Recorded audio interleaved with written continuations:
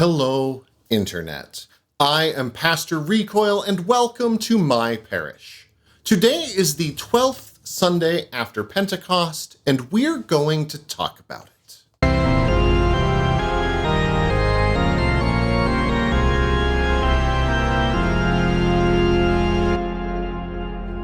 Welcome to Pastor Recoil's parish, where I talk about some things you may not have heard about in church, either because it's not quite appropriate for all audiences, or it just isn't something that's easy to talk about in a sermon. The readings for the 12th Sunday after Pentecost are Genesis 45, 1 through 15, Psalm 133, Romans 11, 1 through 2a and 29 through 32, and Matthew 15, 10 through 28.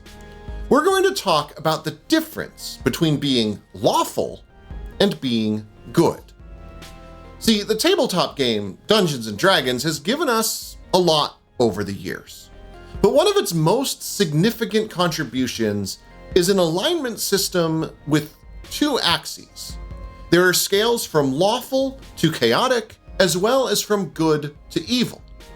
Lawful characters follow authority and respect order. Chaotic characters do the opposite. They don't trust authority and they live by their own code. Good characters care about others and take actions that benefit others, whereas evil characters act for their own benefit, no matter what good or harm it does to others. And there are neutral alignments as well, which kind of balance the traits of these extremes. This leads us to some interesting combinations that don't always make sense on the surface, but as soon as you think about them, they really kind of do. For instance, there are lawful evil characters, those who seek to use the law to benefit themselves no matter what it costs to those around them. If we think our laws are inherently good, that can seem like a contradiction. And this is the kind of contradiction that Jesus is addressing in today's gospel.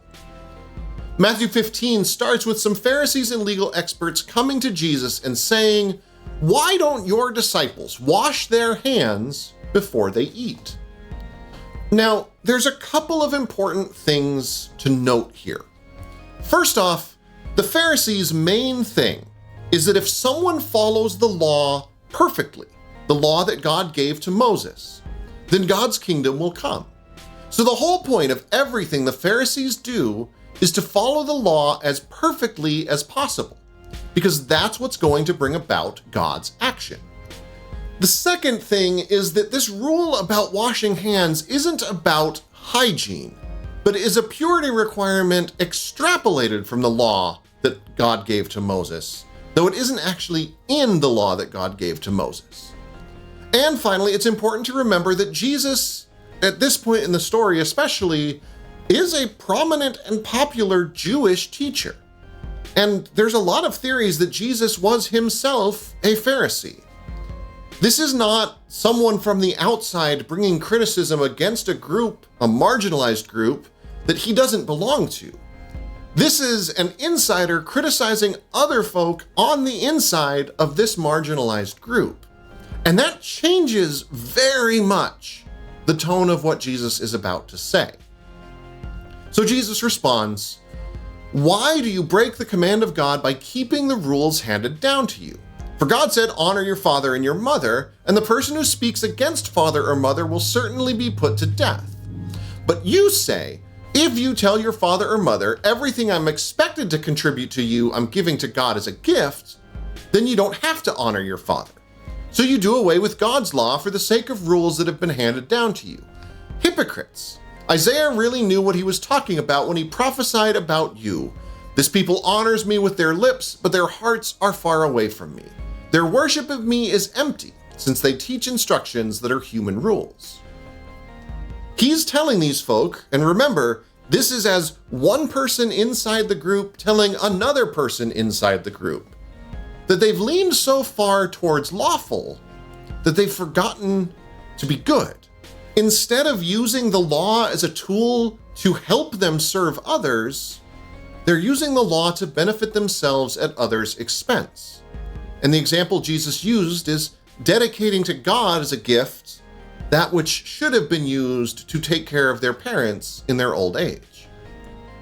Jesus then talks about how it's not about what you eat or how you eat it that contaminates a person in God's eyes, but it's what comes from inside that contaminates a person. Food just goes in the stomach and then out the sewer, and yes, that is a poop reference from the Son of God, but it's what comes out of a person. Evil thoughts, murder, adultery, sexual sins, thefts, false testimonies, and insults that are what contaminates someone in God's eyes. And then Jesus has an interesting encounter. Someone whose very presence, according to popular first century Judean interpretation of the law, would contaminate Jesus. Not only is she a woman, but she is a Canaanite woman, one of those leftovers from the invasion of the Promised Land by Joshua at the end of the Exodus story. And she comes up to Jesus and yells at him, "Show me mercy, son of David. My daughter is suffering terribly from demon possession." But Jesus ignores her. She keeps shouting, the disciples get annoyed and go, "Get her out of here, Jesus." But she keeps at him. Jesus eventually says to her, "It is not good to take the children's bread and toss it to dogs." And she replies, "Yes, Lord, but even dogs eat the crumbs that fall off their master's table." Now, this exchange is a lot. At best, the words that Matthew puts in Jesus' mouth are an insult. Commentators have tried to dance around this, claiming that Jesus called her a puppy and it was endearing, but try calling someone a puppy and see how well they take that after a while.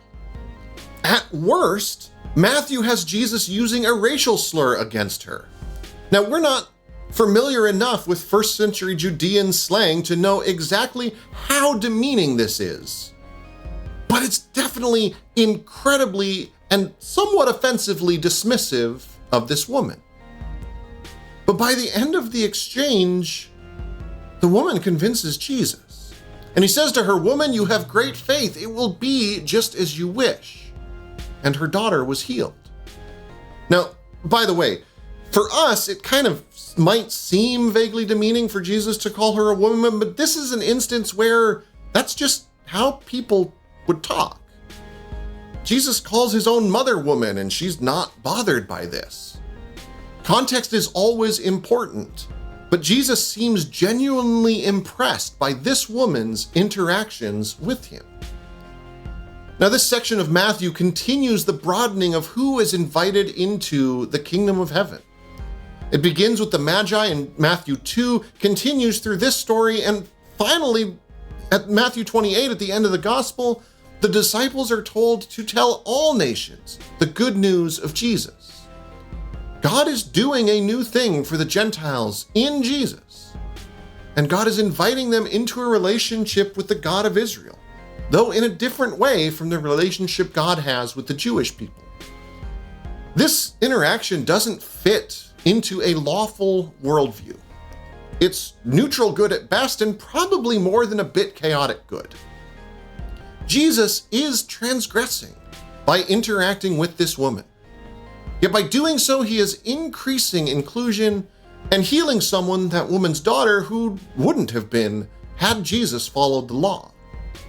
This is a good thing, whatever the lawful thing may or may not have been. So if you want to see more content like this, check out the links to my right, or click the logo below my face to subscribe so you'll know when my next video comes out. Thank you for watching, and take the time this week to love your neighbor as yourself, especially if you don't like them all that much.